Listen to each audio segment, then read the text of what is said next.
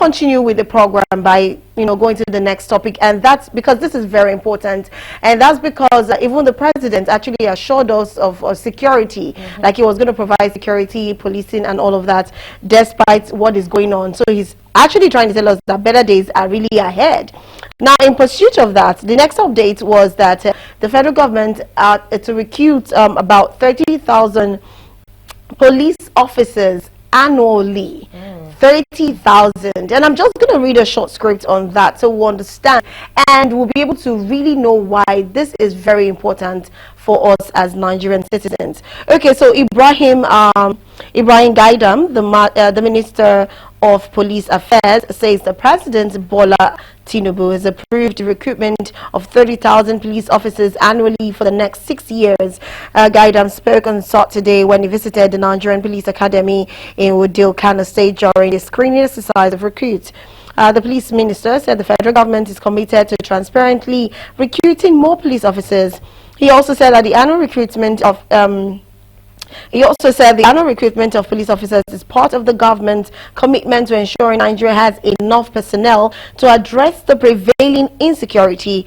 As far back as August 2023, we had Kayode Egetokun, the Inspector General of Police (IGP), where he said that Nigeria must recruit an additional 190,000 officers to secure the country adequately. Now, note that Nigeria's current police strength is just about over 370,000 officers, which is insufficient based on a ratio of 1 officer to about 600 citizens. And in the UN actually recommended the ratio is supposed to be 1 police officer to almost 450 citizens, but right now we have 1 to 600. So I think that's the basic reason why they want to recruit more. And like I said, the president also stated that the security situation is a major concern. So I think this is more like a push towards that aspect to deal with the security. But we have an analyst in the house that's going to analyze that. Do you think this can actually work? 1 police officer to 450 citizens, or we have presently 600 citizens? Is that workable? Yeah, admittedly, we are under-policed. We need more hands. We need more hands. Like I have always said, when we come on board to enlighten the people, because the program is very, very informative, we have to tell people the way out. I'm not a journalist, I'm an analyst. Yeah, you are. You are reporters, you go and report, you bring it to us, we analyze it, we tell you the truth about it. Nigeria is unpoliced. Sure, that's it. We have to agree that. But then saying that they are going to recruit about 30,000 policemen yearly, it's a laudable something. But then let me now calm down. During the time of Obasanjo, I think it was recruiting about 10,000 policemen every year, or for the first time. But within that period, among those recruited, Obasanjo himself said there were people more, I think they gave age limit, but they discovered that there were people, fathers, already recruited. Obasanjo used them out to say, armed robbers, and that's why some of them were thrown away.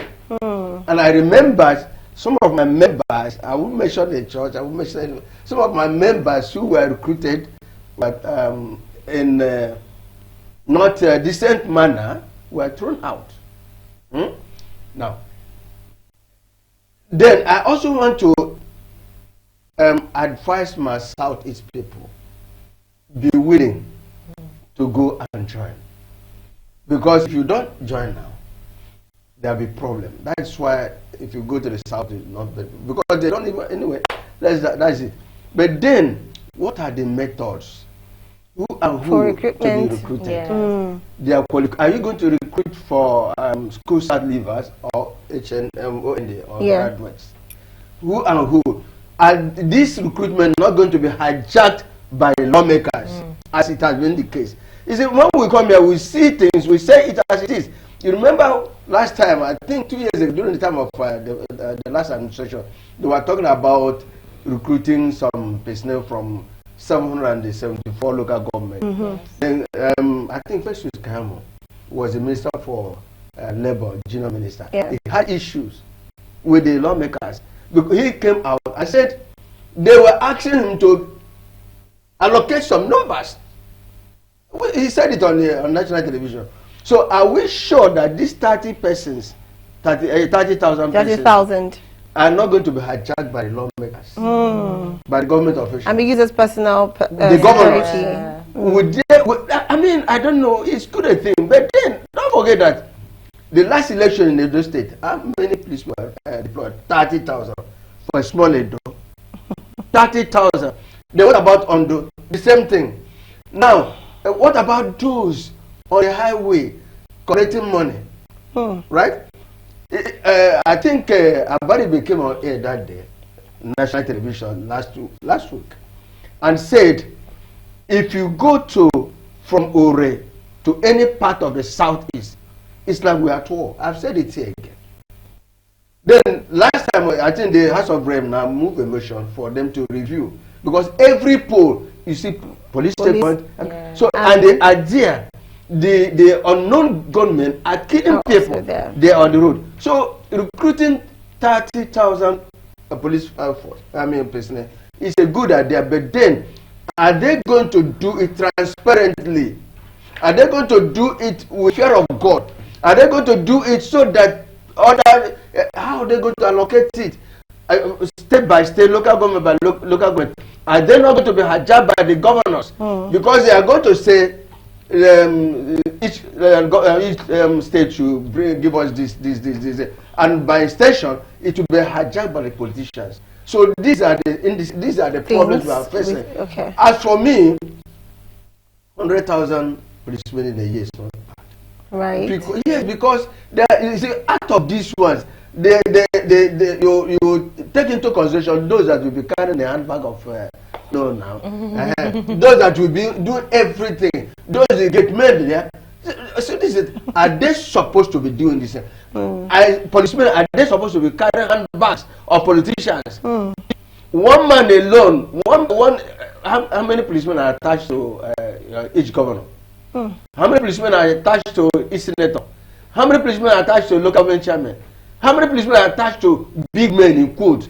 So it is from there. So that is why when we talk about under policing, these are the problems. So to me, I want to see it. But then another issue is implementation. Is it not because they've said it? But are we going to see it being well implemented? Judiciously implemented? Consciously implemented? Transparently implemented? So that the North will not have more than let it be equal. 30 and 30, how many states do we have? 36 states. Let them distribute it evenly. And let them go to local government, distribute it evenly, not one session. Having all of it. 10,000. Okay, you even talked about from Ore to Southeast having a lot of checkpoints. And recently, I want to even add to what you said, because recently, I think maybe last month, someone, just a Nigerian, decided to capture every checkpoint we had from Anambra State to Enugu State. And we're right here on set, we're counting with the man, and it was 18 checkpoints. And when I was, because I schooled in Oka, so when I was in Oka, going from Oka to Anambra State is about that was then, yes, that's what I'm saying. It was about 30 minutes, like you want to waste time, 30 minutes. But with that kind of checkpoint, in an hour you can't be in Enugu yet, because there will be delay. You see, it takes average of 14 hours from here to Aba, Umaya. I travel every other month. And I'm going to travel in the next few weeks. I am telling you, not when I come here and say what I don't know, what I don't have. Abaribe even said it. He's asking, he was crying. Why is it like this? Do you know that some of these transporters prefer to go to the north than coming to the Lagos? They prefer it. Because they say it's safer. And these are the areas that people should be afraid. But then, let me tell you now, from Ore. After Ore, you get Okada. After Okada, you now enter Benin. Benin as Abo, Onisha. Then you come and see. You will not begin to ask yourself, the South is, what have they done?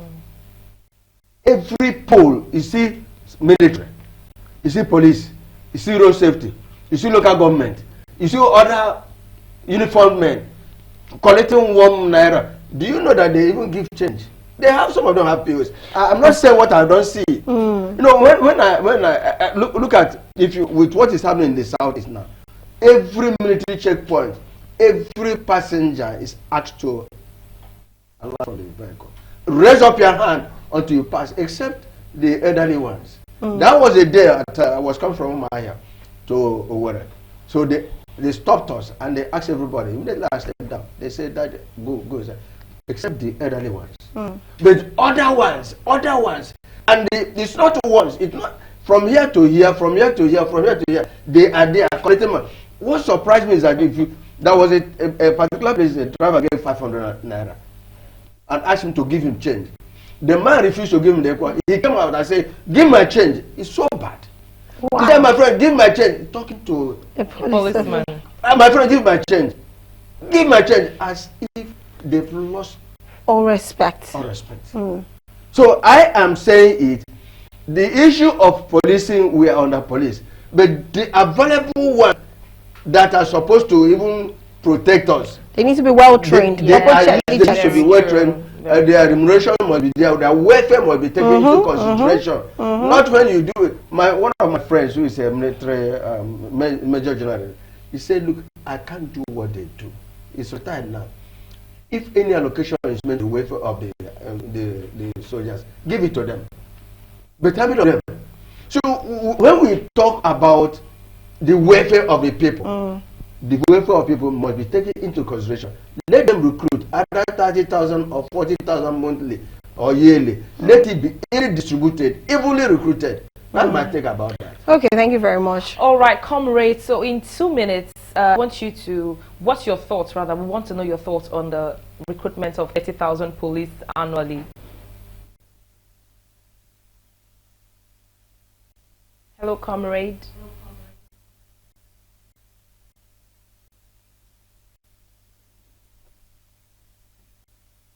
Can we have comrade on the screen, please? Development. Yeah, all right, comrade, it's a good please, development from 10,000 naira. Okay, I think you're already doing that. Okay. From 10,000, annual recruitment to 30,000. But consciously and unconsciously in the past, police recruitment exercises have been marred by controversies, including allegations of corruption, favoritism, and lack of transparency. You should remember in 2017, some Nigerians expressed concern that the recruitment process was compromised, with some politicians and influential individuals allegedly influencing the selection of candidates. So there are so many challenges, facing police recruitment in Nigeria.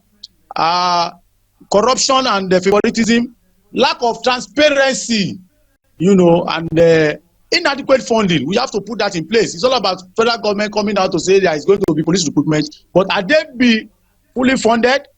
And there are a lot of security challenges too. So irrespective of whether federal government is doing to, recruit whether 1 million naira police annually, the security challenges is, inherent, no matter what. And that is why we have been clamoring and agitating for regional policing. Not until we have regional police, the issue of security will not be abated in this country.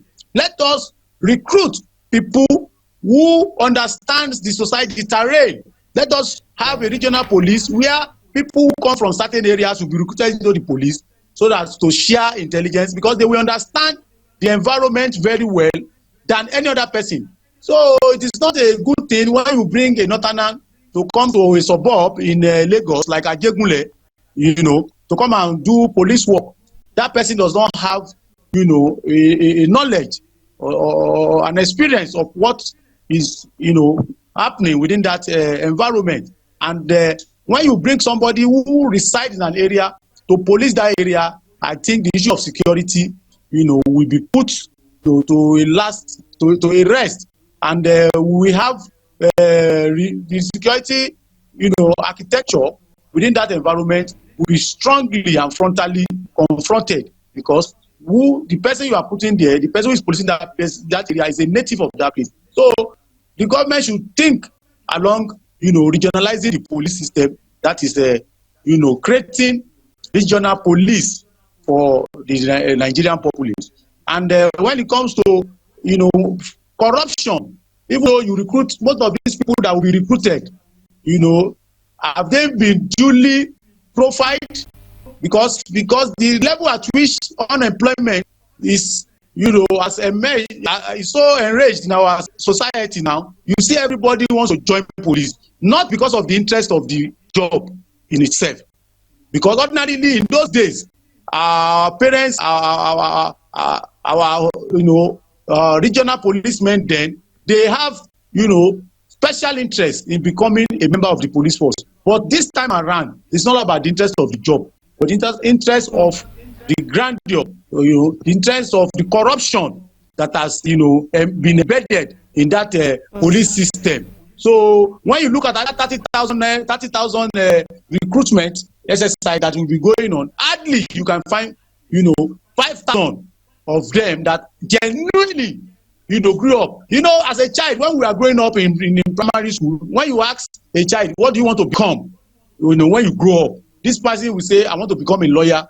The other one will say, I want to become a doctor. At the level of primary school, other person will say, I want to become a police officer. As a toddler, as a child, as a pupil in the primary school. But today, go and ask any child in the primary school level or secondary school that, what do you want to become in the future?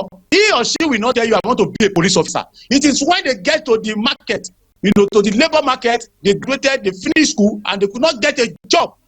Then when the opportunity to recruit policemen comes in, you now see them that they want to just find a place where they can save their head. So ordinarily, recruiting policemen into the system should be people who have genuine interest, who have passion for the job, so to say. So that is just my take on the issue of recruitment of policemen. So we have to take it as it is. But I want to tell you that 30,000 recruitment, the people that will apply for that job, they will be over 30,000 before they now, try to reduce them based on merit. If the merit still, is still there to show. But I want to tell you, these are people who doesn't have passion for the job at all. And that is why the system, will not be free of corruption, will not be free, of abuses, human rights abuses, will not be free, from all other sort of social vices within the system. So thank you so very much for having me once more. Okay, thank you very much for that. I like the fact whereby he said if they have to recruit police officers, have the people that understand the society. Yes. And you also said that when someone is coming from this region, let the person be in that region. Let someone who from that, because this is not the first time we'll talk about police officers, recruitment of police officers, and how the policing should go. Even some have even gone to the extent of saying the state can actually decide to have its own policing, its own police officers, invariably meaning that they should recruit themselves, train them, and put them there. Exactly, that's the point. Talk about very quickly because our time is up. And I want to add here that before they recruit, let it not be that the announcement that have been made on the television things is the end of it. Let it not be the type of recruitment we hear here and there. Announced now, we don't know when the recruitment is taking place. So let it be publicly advertised. Yes. Both the local government, state, so that state will be able to now announce it. I know what I'm saying. Have you heard that the people are being recruited in the central bank? Have you heard that the people are being recruited in NPC? Some of these things they are now. I want to appeal. Let it be that this is the end of the whole thing. The nation will hear now. How many have been recruited? How many have been deployed? How many have been trained? So to me, it's a good development, and let them do the transparency, honesty, accountability. Yeah. Okay, all right. That will come to the end of the program. Very quickly, you're signing out. So yes, I just really hope that better days indeed would be ahead of us. I'm really hoping. So yes, till we come your way again. It's still the Lagos girl here. Keep learning, keep living, and keep loving. Always put a smile on your face. And Merry Christmas in advance to you. Okay, all right, and that's the end of the program. Thank you so much, Mazi, for joining the program.